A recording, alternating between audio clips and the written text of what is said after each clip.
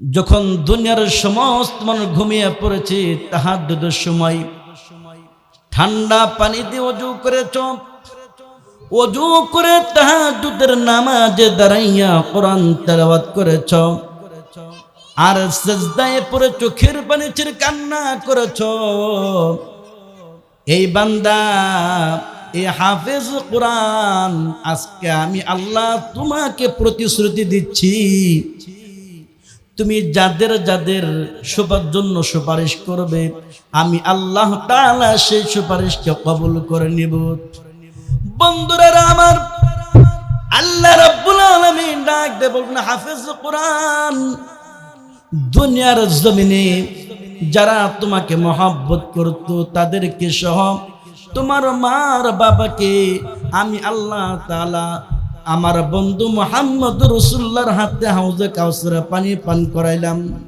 তারপরে আমি আল্লাহ তোমার মা আর বাবা এবং তোমাকে যারা মহব্বত করত প্রত্যেককেই আমি আল্লাহ রাব্বুল আলামিন জান্নাতুল ফিরদাউস দান করে দিলাম। সুবহানাল্লাহ। আল্লাহ রাসূলের সাহাবী হযরত ওমর রাদিয়াল্লাহু তাআলা আনহু বলেন,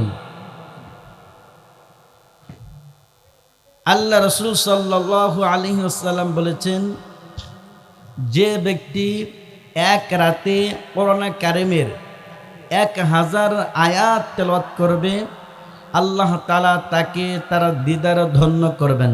সুবহানাল্লাহ পড়ি। সাহাবীরা বলল, ইয়া রাসূলুল্লাহ, এমন কয়জনের শক্তি আছে, কার শক্তি আছে যে প্রতি রাতে এক রাতে 1000 কোরআনে কারিমের আয়াত তেলাওয়াত করবে? আল্লাহ রাসূল বললেন, সূরাতুত তাকাসুর যদি কেউ তেলাওয়াত করে, সূরাতুত তাকাসুর তেলাওয়াত করলে 1000 আয়াত কারিমা তেলাওয়াত করলে যে সওয়াব, সেই সওয়াব আল্লাহ তাআলা তাকে দান করে দিবেন এবং কিয়ামতের দিন আল্লাহ তাআলা তাকে তার দিদারে ধন্য করবেন। সুবহানাল্লাহ। এখন এই সূরাতুত তাকাসুরের প্রেক্ষাপট কি? কেন আল্লাহ তাআলা এই সূরাটা নাজিল করলেন, অবতীর্ণ করলেন? আনসারদের মাঝে দুটি গোত্র ছিল। এক গোত্রের লোক অন্য গোত্রের লোকদেরকে তারা এভাবে বলতো যে তোমাদের চাইতে আমাদের ক্ষমতা বেশি, তোমাদের চাইতে আমাদের অর্থ বেশি, সম্পদ বেশি, তোমাদের চাইতে আমাদের টাকা পয়সা বেশি, গাড়ি বেশি, ক্ষমতা বেশি। এক কথায় এক গোত্রের লোক অন্য গোত্রের লোকদের সাথে তারা প্রতিযোগিতা করত, দুনিয়ায় তারা কিভাবে একের চেয়ে অন্য বেশি উন্নতি হবে। তখনই আল্লাহ তাআলা সূরাতুত তাকাসুর অবতীর্ণ করে দিলেন, আল্লাহকুমুত তাকাসুর হাত্তা যুরতুমুল মাকাবির। আল্লাহ বলছেন, প্রাচুর্যের প্রতিযোগিতা তোমাদেরকে গাফেল করে রাখে যতক্ষণ পর্যন্ত না কবরে যাও। কবরে না যাওয়া পর্যন্ত তোমরা প্রাচুর্যের প্রতিযোগিতা করতেই থাকবে।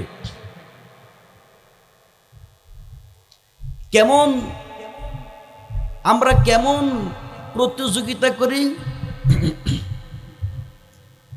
আমরা এমনভাবে প্রতিযোগিতা করছি যে আমার একটা গাড়ি আছে, আমার আশা হলো আল্লাহ যদি আমাকে আরেকটা গাড়ির মালিক বানায় দিতা তাহলে আমার জীবন সফল। যে ব্যক্তি একটি ফ্যাক্টরির মালিক, এই ব্যক্তি চিন্তা করে আল্লাহ যদি আমি আরেকটি ফ্যাক্টরির মালিক হতে পারি তাহলে আমার জীবন সফল। এক ব্যক্তি ঢাকা উত্তরায় বাড়ির মালিক, সে চিন্তা করে আল্লাহ যদি আমাকে গুলশানের একটা বাড়ির মালিক বানায় দিতা তাহলে আমার জীবনটা সফল। আমরা যারা মানুষ আছি, বনি আদম সন্তান যারা, আমাদের অভ্যাস হলো যদি আল্লাহ তাআলা আমাদেরকে একটি স্বর্ণের পাহাড়ের মালিক বানায় দেয়, আমরা চিন্তা করি আল্লাহ যদি আমি আরেকটা স্বর্ণের পাহাড়ের মালিক হতে পারতাম। আমাদের অভ্যাস এটা, আল্লাহ যতই আমাদেরকে দেয় শুধু আমরা দুনিয়া কামানোর চিন্তা, দুনিয়ার প্রতিযোগিতা করেছি। আমাদের মাঝে এমনও মানুষ আছে সে দুনিয়া কামাইতে কামাইতে বড় বড় অট্টালিকা বানায়, সে মনে করে আমি আর কোনো দিন এই দুনিয়া থেকে চলে যাব না। আল্লাহ বলেন কুল্লু নাফসিন যায়িকাতুল মাউত, বান্দা মৃত্যুর স্বাদ অবশ্যই তোমাকে গ্রহণ করতে হবে। যে জিনিসের জীবন আছে তাকে মরতে হবেই। আরেকটু সুস্পষ্ট করে আল্লাহ বলছেন লিকুল্লি উম্মাতিন আজাল ইযা জাআ আজালুহুম ফালা ইস্তাখিরুনা সাআতাও ওয়ালা ইস্তাকদিমুন।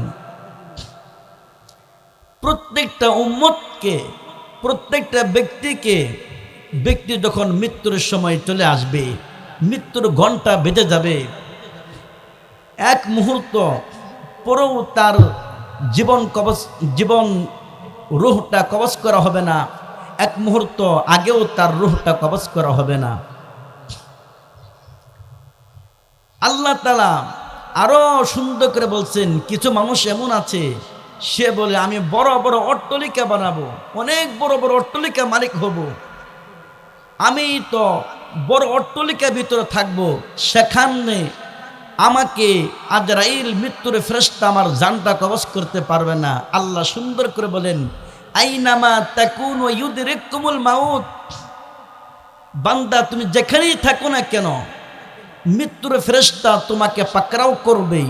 ওয়ালাউ কুনতুম ফি বুরুজিম মুশাইয়াদা, যদি তুমি সুউচ্চ সুদৃঢ় দুর্গের ভিতরে অবস্থান করে থাকো, সেখান থেকে মৃত্যুর ফেরেশতা তোমার জান কবজ করে নিয়ে আসবে। বন্ধুরা আমার, আমাদের অবস্থা এত ভয়াবহ হয়ে গেছে, শুধু আমরা দুনিয়া নিয়ে ব্যস্ত। আমরা একবারও চিন্তা করি না আমাদেরকে পরকালে যেতে হবে, আমাদেরকে মৃত্যুবরণ করতে হবে, একবারও আমরা চিন্তা করি না। আল্লাহ রাসূল সাল্লাল্লাহু আলাইহি ওয়াসাল্লাম বলেছেন মৃত্যুর যন্ত্রণা খুব কঠিন। এজন্য আল্লাহ রাসূল বলতেন আল্লাহুম্মা আইন্নি আলা সাকরাতিল মাউত, হে আল্লাহ তুমি আমাকে সাহায্য করো মৃত্যুর যন্ত্রণা থেকে। আমরা অনেকে মনে করি যারা পাপী বান্দা গুনাহগার, তারা মনে করে এভাবেই মনে হয় আমরা চলে যাব, কিন্তু আমরা মৃত্যুর যন্ত্রণা আমাদেরকে সহ্য করতে হবে না। আল্লাহ বলছেন ওয়াজাআত সাকরাতুল মাউতি বিল হক, বান্দা মনে রাখবে মৃত্যুর যন্ত্রণা সত্য। এজন্যই তো আল্লাহ রাসূল দোয়া করতেন আল্লাহুম্মা আইন্নি আলা সাকরাতিল মাউত। বন্ধুরা আমার, যখন কোনো পাপী বান্দা, কোনো গুনাহগার বান্দা মৃত্যুর সময় চলে আসে, তখন মৃত্যুর ফেরেশতা কালো চেহারা কঠিন রূপ নিয়ে তার জীবনটা কবজ করার জন্য আসে। আরেক হাদিসে আমার রাসূল বলেছেন গুনাহগার ব্যক্তি, পাপী ব্যক্তির রূহটা এমনভাবে কবজ করে যেমনটা কাঁটাযুক্ত লোহার শিক কাপড়ের ভিতরে ঢুকিয়ে জোরে টানে, এত কষ্ট দিয়ে পাপী ব্যক্তির রূহটা, জীবনটা কবজ করা হয়। বন্ধুরা আমার, একটি হাদিস বলছি, আল্লাহ রাসূলের প্রিয় সাহাবী হযরত আনাস ইবনে মালিক রাদিয়াল্লাহু তাআলা আনহু বলেন আল্লাহ রাসূল সাল্লাল্লাহু আলাইহি ওয়াসাল্লাম বলেন মৃত ব্যক্তির সাথে গুরুস্থান পর্যন্ত, কবর পর্যন্ত তিনটি জিনিস আসে। দুইটি জিনিস মৃত ব্যক্তিকে গুরুস্থানে কবর রেখে তার স্বস্থানে চলে যায়, আর একটি জিনিস মৃত ব্যক্তির সাথে কবরে থেকে যায়। এই একটি জিনিস, দুইটি জিনিস কি? মৃত ব্যক্তির আত্মীয় স্বজন, অর্থ সম্পদ, এগুলো মৃত ব্যক্তিকে কবর রেখে তারা তাদের স্বস্থানে চলে যায়, আর মৃত ব্যক্তির সাথে কবরে থেকে যায় শুধু তার আমল। বন্ধুরা আমার, আমরা একবার কি চিন্তা করে দেখেছি আমরা কোন পর্যায়ে আছি? পাপী ব্যক্তিকে যখন কবর রাখা হয় তার অবস্থা কি হয় জানেন? কবরের শাস্তি সূচনা কি দিয়ে হয়? যখন কোনো পাপী ব্যক্তিকে, গুনাহগার ব্যক্তিকে কবর রাখা হয়, গুনাহগার ব্যক্তির কবর একবারে সংকীর্ণ হয়ে যায়, চেপে যায় একেবারে। এমনকি পাঁজরের হাড় এত জোরে কবর দুপাশ থেকে এত জোরে চাপ দেয়, পাঁজরের হাড় একে অপর মধ্যে ঢুকে যায়। বন্ধুরা আমার, এজন্যই তো আল্লাহ রাব্বুল আলামিন বলেছেন, ইয়া আইয়ুহাল্লাযীনা আমানু ইন্না মিন আজওয়াজিকুম ওয়া আওলাদিকুম আদুওয়াল লাকুম ফাহযারুহুম। হে মুমিন বান্দারা, ঈমানদার বান্দারা, তোমাদের কোন স্ত্রী তোমাদের শত্রু, কোন সন্তান তোমাদের শত্রু। যে স্ত্রী তোমাকে আল্লাহর উপরে, আল্লাহর কাজ করতে বাধা প্রদান করে, নামাজ পড়তে বাধা প্রদান করে, আল্লাহর ইবাদত বন্দেগী করতে বাধা প্রদান করে, এই সমস্ত স্ত্রী তোমাদের শত্রু। যে সন্তান নাফরমানি করতে বাধ্য করে তোমাকে, ওই সন্তান তোমার শত্রু। এজন্য বন্ধুগণ আমার, আমাদের অবস্থা এতটাই খারাপ হয়ে গেছে যে আমরা একেবারেই মৃত্যুর কথা ভুলে গেছি, কবর কথা ভুলে গেছি। এটা আমাদের জন্য উচিত নয়। আল্লাহ তাআলা তারপরে বলছেন, কাল্লা সাউফা তা'লামুন। অর্থ সম্পদ কখনোই গর্বের বিষয় নয়, অচিরে তোমরা জানতে পারবে। দুনিয়ার অর্থ সম্পদ কখনো অহংকারের বিষয় হতে পারে না, অচিরেই তোমরা জানতে পারবে। এজন্য মুফাসসিরিন কিরাম এই আয়াতে কারিমাকে সতর্ক করেছেন মৃত্যুর সময় ও অভ্যন্তরীণ কবরের শাস্তি সম্পর্কে। চতুর্থ আয়াতে আল্লাহ বলছেন, সুম্মা কাল্লা সাউফা তা'লামুন। দুনিয়ার অর্থ সম্পদ কখনোই অহংকারের বিষয় হতে পারে না, দুনিয়ার অর্থ সম্পদ কখনোই গর্বের বিষয় হতে পারে না, অচিরে তোমরা জানতে পারবে। মুফাসসিরিনে কিরাম এই আয়াতে কারিমাকে সতর্ক করেছেন, সতর্ক বানিয়ে দিয়েছেন কবর থেকে উত্থিত হওয়ার পর কিয়ামতের শাস্তি সম্পর্কে। যেদিন ইসরাফিল আলাইহিস সালাতু ওয়াস সালাম সিংহে ফুৎকার দিবেন, সেদিন অবস্থা কেমন হবে? ইযাস সামাউ ফাতারাত, আসমান ভেঙে চূর্ণ বিচূর্ণ হয়ে যাবে। ওয়া ইযাল কাওয়াকিবু তাসারাত, তারকা রাজিগুলো খসে খসে পড়তে থাকবে। ওয়া ইযাল বিহারু ফুজ্জিরাত, সমুদ্র পানি উতলে উঠবে। ওয়া ইযাল কুবুরু বু'সিরাত, কবর উন্মোচিত হয়ে যাবে। কবর থেকে মানুষগুলো উলঙ্গ অবস্থায় হাসরের মাঠে দৌড়াবে। আম্মাজান আয়েশা সিদ্দিকা রাদিয়াল্লাহু তাআলা আনহা ডাক দিয়ে বলে, ইয়া রাসূলুল্লাহ, ইয়া হাবিবাল্লাহ, আমরা উলঙ্গ অবস্থায় হাসরের মাঠের দিকে দৌড়াবো, আমাদেরকে লজ্জা লাগবে না? আমার রাসূল বলেন, আয়েশা, কিয়ামত এত কঠিন হবে কেউ কাউকে চিনবে না। আল্লাহ বলেন, কেমন কঠিন হবে? ইয়াউমা ইয়াফিরুল মারউ মিন আখি, ভাই ভাইকে, কিয়ামতের দিন ভাই ভাইকে দেখে পলায়ন করবে। ওয়া উম্মিহি ওয়া আবি, মা সন্তানকে দেখে পলায়ন করবে, বাবা সন্তানকে দেখে পলায়ন করবে। ওয়া সাহিবাতিহি ওয়া বানি, এমনকি যে স্ত্রীর জন্য আমি এত গুনার কাজে লিপ্ত হয়েছি, প্রাণের বিবি স্বামীকে দেখে পলায়ন করবে, সন্তান বাবাকে দেখে পলায়ন করবে। আল্লাহ বলেন, ওয়ানাদউল মাওয়াজিনাল কিসতা লিয়াউমিল কিয়ামাতি ফালা তুযলামু নাফসুন শাইআ, কিয়ামতের দিন আমি আল্লাহ ন্যায় বিচারের মানদণ্ড স্থাপন করব। ফালা তুযলামু নাফসুন শাইআ, কারো প্রতি কোনো জুলুম করা হবে না।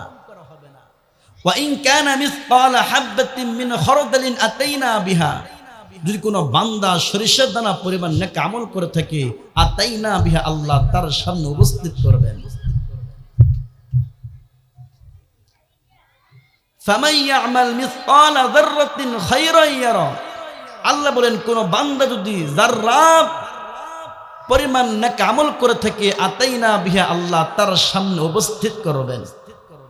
ওয়া মান ইয়ামাল মিসকালা যাররাতিন শাররান ইয়ারা, কোন বান্দা যদি যাররা থেকে যাররা পরিমাণ বদ আমল করে থাকে, গুনাহ করে থাকে আতাইনা বিহা, আল্লাহ তার সামনে উপস্থিত করবেন।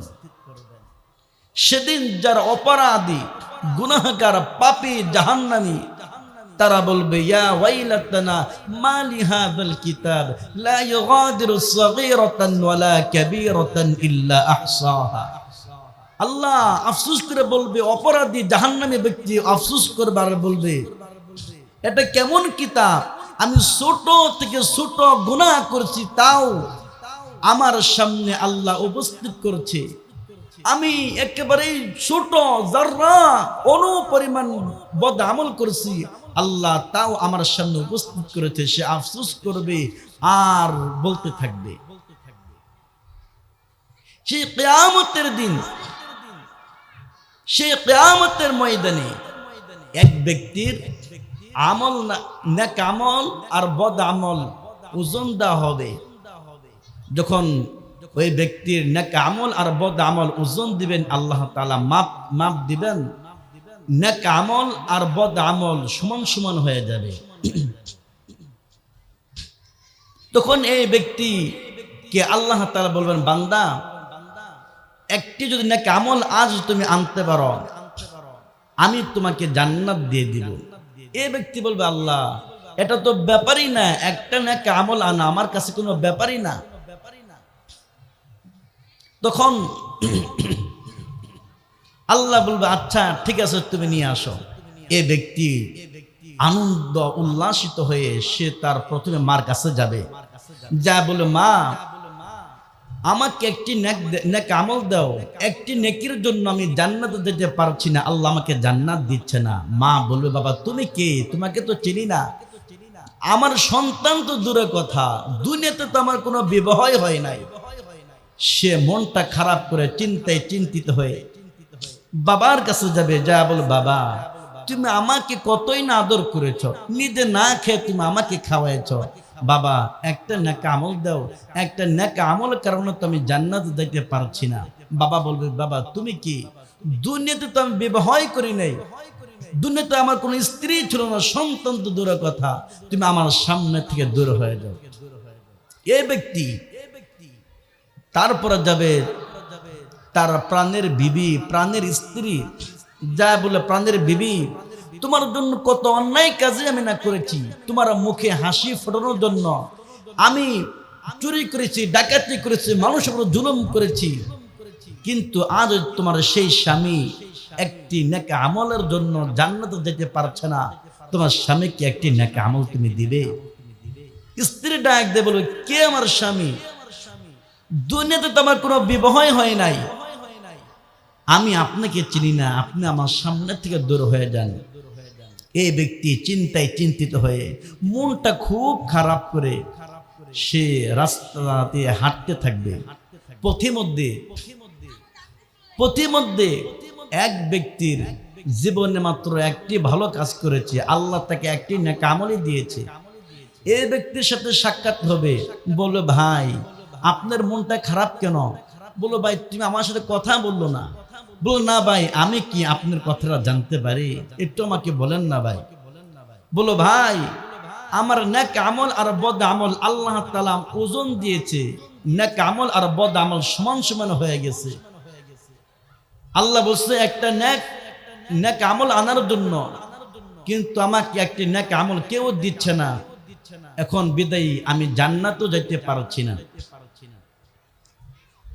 সে বলবে, ভাই আমার তো মাত্র একটি নেক আমলই আছে, আমি এই নেক আমল থাকলেও জাহান্নামে যাব, না থাকলেও জাহান্নামে যাব, সুতরাং তোমাকে আমি এই একটি নেক আমল দিয়ে দিলাম, এই নেক আমল নিয়ে তুমি জান্নাতে চলে যাও। এই ব্যক্তি এই নেক আমল নিয়ে খুশি হয়ে আনন্দিত হয়ে এক দৌড় দিয়ে আল্লাহর দরবারে যাবে, যা বলবে আল্লাহ তুমি আমাকে বলেছিলে যে আমি একটি নেক আমল আনতে পারি তুমি আমাকে জান্নাত দান করবে। মালিক একটি নেক আমল আমি এনেছি, এখন তুমি আমাকে জান্নাত দান করো। মালিক ডাক দিয়ে বলে বান্দা আজ এই কঠিন দিনে তোমাকে একটি নেক আমল কে দিল, আমাকে একটু জানাও। তোমার মা দিয়েছে? বলবেন না না না আল্লাহ আমার মা আমাকে দেয় নাই। আল্লাহ বলবে বান্দা তোমার বাবা কি তোমাকে দিয়েছে? বলবে না আল্লাহ আমার বাবাও আমাকে দেয় নাই। আল্লাহ বলবে তবে তোমাকে কে দিয়েছে? তখন বলবে আল্লাহ আমার মার কাছে গিয়েছিলাম, মা আমাকে ফিরিয়ে দিয়েছে। বাবার কাছে গিয়েছিলাম, বাবা আমাকে ফিরিয়ে দিয়েছে। আল্লাহ আমি আমার স্ত্রীর কাছে গিয়েছিলাম, আমার স্ত্রী আমাকে ফিরিয়ে দিয়েছে। তোমার এক বান্দার জীবনে একটি মাত্র নেক আমল আছে, তোমার সেই বান্দা আমাকে নেক আমল দিয়েছে, এখন তুমি আমাকে জান্নাত দান করো। আল্লাহ বলবে এই বান্দা আমার যেই বান্দা কঠিন দিনে তোমাকে একটি নেক আমল দিল, আমার সেই বান্দাকে আমার সামনে নিয়ে আসো। তখন ওই ব্যক্তি এই ব্যক্তিকে নিয়ে আল্লাহর দরবারে হাজির হবে। আল্লাহ বলবে বান্দা এই কঠিন দিনে তুমি যে আমার বান্দাকে একটি নেক আমল দিলে, যাও আমি তোমাকে আমার বান্দাকে একসাথে আমি আল্লাহ জান্নাতুল ফেরদাউস দান করে দিলাম। সুবহানাল্লাহ।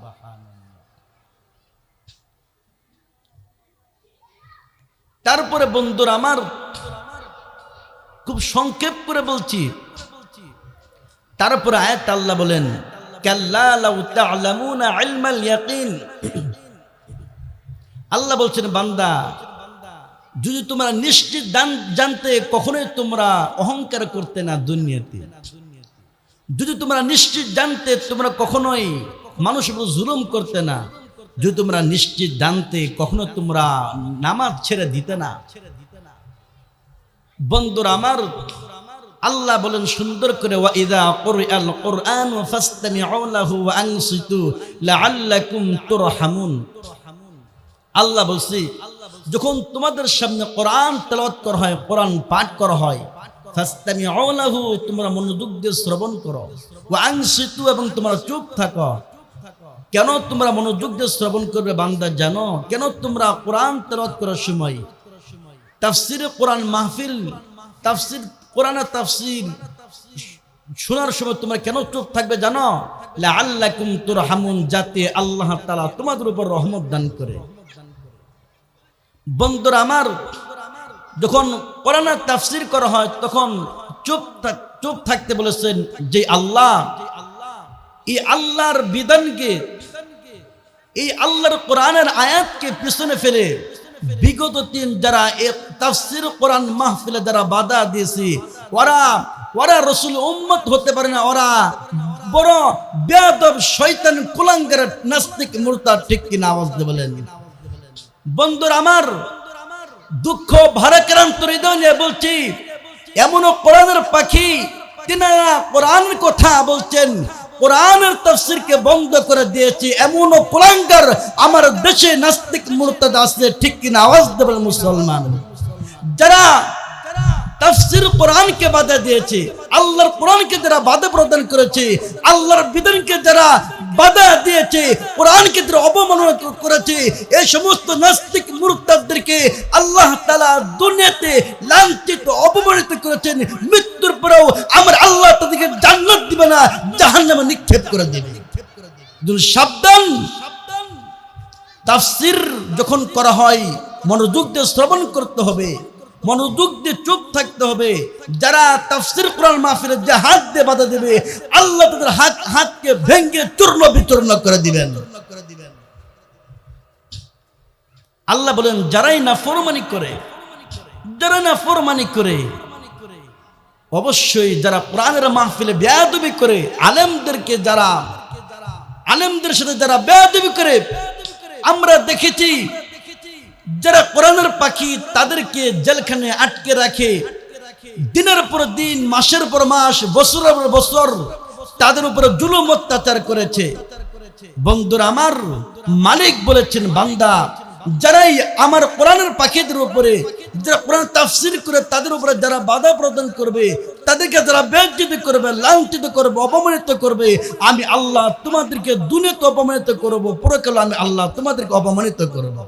আল্লাহ বলছেন যারা নাফরমানি করে, কোরআনের সাথে যারা বেয়াদবি করে, আল্লাহ বলেন পরবর্তী আয়াতে লা তারাউন্নাল জাহিম, অবশ্যই তোমাদেরকে জাহান্নাম দেখতে হবে। সুম্মা লা তারাউন্নাহা আইনাল ইয়াকিন, আল্লাহ বলে তোমরা অবশ্যই জাহান্নাম দেখবে চাক্ষুষ প্রত্যয়। শেষ আয়াতে আল্লাহ বলেন সুম্মা লা তুসআলুন্না ইয়াওমা ইযিন আনিন নাঈম, আল্লাহ বলেন সেদিন তোমাদেরকে জিজ্ঞাসা করা হবে আল্লাহ তাআলার নিয়ামত সমূহ সম্পর্কে। বন্ধুরা আমার, বুখারী শরীফের হাদিসে আল্লাহ রাসূল সাল্লাল্লাহু আলাইহি ওয়াসাল্লাম বলেছেন কিয়ামতের দিন আল্লাহ তাআলা কোন ব্যক্তিকে যে পর্যন্ত এই 5 প্রশ্নের উত্তর না দিতে পারবে সে স্থান ত্যাগ করতে পারবে না। আল্লাহ রাব্বুল আলামিন প্রথমে জিজ্ঞেস করবেন, বান্দা তোমার জীবনে যে দিনগুলো তুমি পেয়েছিলে এই দিনগুলো তুমি কি কি কাজে শেষ করেছ? দ্বিতীয় নম্বরে আল্লাহ তাআলা প্রশ্ন করবে, বান্দা তোমাকে যে আমি আল্লাহ যৌবন দান করেছিলাম এই যৌবন তুমি কোন কোন কাজে ব্যয় করেছ? আমরা যারা যুবক আছি আমরা আমাদের যৌবন শক্তি নষ্ট করে দিচ্ছি অবৈধ সম্পর্ক করে। আমরা যারা যুবক আছি ফ্রি ফায়ার খেলে আমরা আমাদের যৌবনকে নষ্ট করে দিচ্ছি। আমরা যারা যুবক আছি আমরা জিনা করে আমাদের যৌবনকে নষ্ট করে দিচ্ছি। আমরা যারা যুবক আছি আমরা ডাকাতি করে, ছিনতাই করে, অন্যায় অশ্লীল বেহায়াপনার ভিতরে আমরা আমাদের যৌবনকে শেষ করে দিচ্ছি। বন্ধু, আমরাও যুবক, আমার রাসূলের সাহাবীও তিনারাও যুবক ছিলেন, তিনারা কি করেছেন শুনেন। আল্লাহ রাসূল একজন সাহাবী হযরত হানজালা রাদিয়াল্লাহু তাআলা আনহু, তিনি মাত্র বিবাহ করেছেন, স্ত্রীর সাথে প্রথম রাত কাটিয়েছেন, এখনো পর্যন্ত গোসল করেন নাই। একজন ঘোষণাকারী ঘোষণা দিচ্ছে, কে আছো আল্লাহ রাসূলের প্রেমিক, আমার রাসূলকে যুদ্ধে শহীদ করে দিচ্ছে, এখনো তুমি বাড়িতে অবস্থান করছ। তখন এই আল্লাহ রাসূলের সাহাবী যুবক হযরত হানজালা রাদিয়াল্লাহু তাআলা আনহু তিনি ঘরে গেলেন, যা বললেন, প্রাণের বিবি তরবারি আমার হাতে দাও, আমার রাসূলকে যুদ্ধে শহীদ করে দিবে, আর আমার যৌবন থাকতে, শরীরে শক্তি থাকতে ঘরে বসে থাকবো, তোমার মতো বিবিকে নিয়ে আমার দ্বারা সম্ভব নয়, আমাকে তুমি বিদায় দিয়ে দাও। এবার হযরত হানজালা রাদিয়াল্লাহু তাআলা আনহু এই কথা বলে বাড়ি থেকে বিদায় নিয়ে যুদ্ধের ময়দানে চলে আসলেন। যুদ্ধ করতে করতে করতে করতে এক পর্যায়ে শহীদ হয়ে গেল। যখন যুদ্ধ শেষ হয়ে গেল, শহীদদের লাশ সাহাবীরা যখন জমা করছিলেন, খুঁজছিলেন, তখন দেখি হানজালা রাদিয়াল্লাহু তাআলা আনহু লাশটা খুঁজলেন। এবার আল্লাহ রাসূল সাল্লাল্লাহু আলাইহি ওয়াসাল্লামের সামনে যখন হানজালা রাদিয়াল্লাহু তাআলা আনহু লাশটা আনা হলো, আমার রাসূল ডাক দিয়ে বলে, সাহাবীরা আমার হানজালা মাত্র প্রথম বিবাহ করেছে, প্রথম রাত্রি কাটিয়েছে, স্ত্রীর সাথে গোসল করে নাই। আমার হানজালা তার যৌবন শক্তিটাকে আল্লাহর রাস্তায় দিবে, এজন্য আর বিলম্ব করে নাই, যুদ্ধ করতে করতে শহীদ হয়ে গেছে। আল্লাহ রাসূল ডাক দিল, সাহাবীরা আমার হানজালাকে আল্লাহ দুনিয়ার কোনো পানিতে গোসল করাবেন না, জান্নাতের পানি দিয়ে ফেরেশতারা গোসল দিচ্ছেন, সুবহানাল্লাহ পড়ি। বন্ধুরা আমার, যারা যৌবন শক্তিকে আল্লাহর রাস্তায় বিলীন করে দেয়, আল্লাহর রাস্তায় দান করে দেয়, আল্লাহ তাদেরকে দুনিয়াতে সম্মানিত করবেন, পরকালেও আমার আল্লাহ ফামান যুহজিহা আনিন নার ওয়া উদখিলাল জান্নাতা ফাকাদ ফাজ, আমার আল্লাহ তাদেরকে জান্নাতের সার্টিফিকেট হাতে দিয়ে তাদেরকে জান্নাতুল ফিরদাউস দান করে দিব, সুবহানাল্লাহ। বন্ধুরা আমার, তৃতীয় নম্বরে আল্লাহ প্রশ্ন করবেন, বান্দা তুমি যে সম্পদ উপার্জন করেছ, এই সম্পদ তুমি বৈধ পন্থায় উপার্জন করেছ নাকি অবৈধ পন্থায় উপার্জন করেছ? চতুর্থ নম্বরে আল্লাহ প্রশ্ন করবেন, বান্দা তুমি যে সম্পদ উপার্জন করেছ, এই সম্পদগুলো তুমি কোন কোন কাজে, কোন কোন খাদে, কোন কোন জায়গায়, কোন কোন রাস্তায় ব্যয় করেছ? এবার সাহাবীরা একবার জিজ্ঞেস করলো, ইয়া রাসূলুল্লাহ, আমরা যে সম্পদ উপার্জন করেছি এই সম্পদগুলো আমরা কোন কোন রাস্তায় ব্যয় করব? আল্লাহ আয়াত নাযিল করে দিলেন সূরাতুল বাকারার 215 নম্বর আয়াতে। আল্লাহ বলেন, কুল মা আনফাকতুম মিন খায়রিন ফালিল ওয়ালিদাইনি ওয়াল আকরাবিনা ওয়াল ইয়াতামা ওয়াল মাসাকিন ওয়া বিনিস সাবিল। আল্লাহ বলছেন, বন্ধু মুহাম্মদ সাল্লাল্লাহু আলাইহি ওয়াসাল্লাম আমার বান্দাদেরকে জানিয়ে দেন, তারা যে সম্পদ উপার্জন করে এক নম্বরে তারা এই সম্পদগুলো ব্যয় করবে তার মা বাবার পিছনে। বন্ধু আমার দুঃখের সাথে বলতে হয়, আমরা আমাদের মা আমাদের বাবা নিজেরা না খেয়ে আমাদেরকে অনেক বড় করেন, অনেক বড় শিক্ষা দেন। আমরা বড় বড় অফিসার হয়ে আমরা আমাদের মা আর বাবাকে বলে যাই। আমরা মা আর বাবা ওই গ্রামে পল্লীতে ছোট্ট একটা ঘরে থাকে, আমি আমার বেবিকে নিয়ে বড় বড় অট্টালিকে থাকি, কত আনন্দ উল্লাস করি, পার্কে যে ঘোরাঘুরি করি। একবার ওই পল্লীতে ছোট্ট ঘরে আমার বৃদ্ধ মা বৃদ্ধ বাবা আছে, একবার স্মরণ করি না। এই হলো আমাদের অবস্থা। বন্ধুরা আমার, খুব মনোযোগ দিয়ে শুনেন। এক ডাক্তার, বড় অফিসার, কিন্তু সেই ডাক্তার মার খোঁজ খবর রাখে না। কথা মনে পড়ে গেল, এক ডাক্তারের গল্প বলছি। এক ডাক্তার সে একজন আলেমের সাথে বলছে, ভাই আমি যখন স্কুলে লেখাপড়া করি, আমার বাবা, আমার সহপাঠীরা, ছাত্ররা ঘুরতে যাবে, শিক্ষা সফরে যাবে। আমি আমার বাবাকে যা বললাম, বাবা আমার বন্ধুরা শিক্ষা সফরে যাবে, আমিও যাব, টাকা লাগবে 500 করে। মা ডাক দিল, বাবা তোমার বাবা মানুষের বাড়ি কাজ করে, এত টাকা কোথায় পাবে? বাবা ডাক দিয়ে বলে, হে প্রাণের বিবি, আমার সন্তান আশা করেছে, আমার ছেলেকে তুমি তার আশা নষ্ট করে দিও না। বাবা ডাক দিলে, কলেজার টুকরা সন্তান, ওই আমার পকেটে 500 টাকা আছে, তুমি শিক্ষা সফরে যাও। যখন এই ছেলেটা এত খুশি হয়েছে, আমার বাবা আমাকে আজকে শিক্ষা সফরে পাঠাচ্ছে, যখন টাকাটা নিয়ে দৌড় দিয়েছে, এত আনন্দিত হয়েছে, সে নিজের জুতা পরতে ভুলে যে বাবার জুতা নিয়ে দৌড় দিয়েছে। কিছুক্ষণ দূরে যেতে না যেতে দেখে পা দিয়ে রক্ত পড়ছে। তখন দেখে তো আমার জুতা না, আমার বাবার জুতা। এ ডাক্তার বলছে, হুজুর দেখি আমার বাবার জুতা ছিঁড়ছে আর লোহা মারছে, ছিঁড়তে অনেক লোহা মারছে। তখন আমি চিন্তা করলাম, আমি একটু হাঁটতে পারলাম না, আমার পা থেকে রক্ত পড়ছে। আমার বাবা দিনের পর দিন, সপ্তাহ পর সপ্তাহ, মাসের পর মাস এই ছিঁড়া জুতা, লোহাযুক্ত জুতা কিভাবে পরে?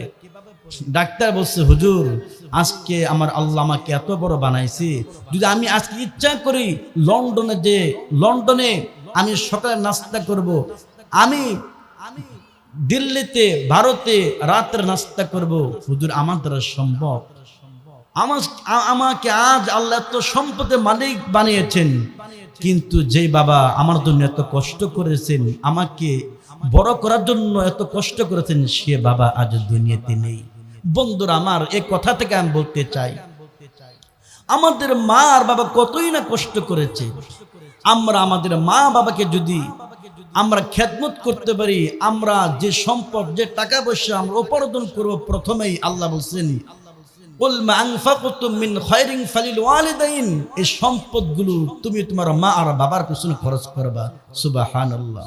ওয়াল আকরাবিন, তারপর আল্লাহ বলছেন, হে দুনিয়ার মানুষ, তুমি যে সম্পদ উপার্জন করবে তারপর তোমাদের আত্মীয় স্বজনদের পিছনে খরচ করবে। আমাদের অবস্থা হলো এমন, যারা বড় ভাই আছে, বড় ভাইদের ভবিষ্যৎ বাদ দিয়ে ছোট ভাইকে লেখাপড়া করা, যা কামা বেশিরভাগ যা টাকা পয়সা লাগে সব ছোট ভাইকে দিয়ে লেখাপড়া করায়, এমন আছে না নাই? এমন অসংখ্য আছে।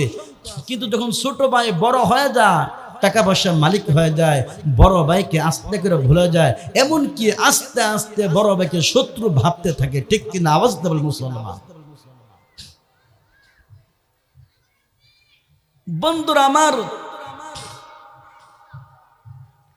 আমাদের অবস্থা এতই কঠিন হয়ে গেছে, আল্লাহ তারপর বলছেন ওয়াল ইয়াতামা, যারা গরিব মিসকিন আছে, গরিব আছে, এতিম, তাদের পেছনে আপনার সম্পদ খরচ করবেন।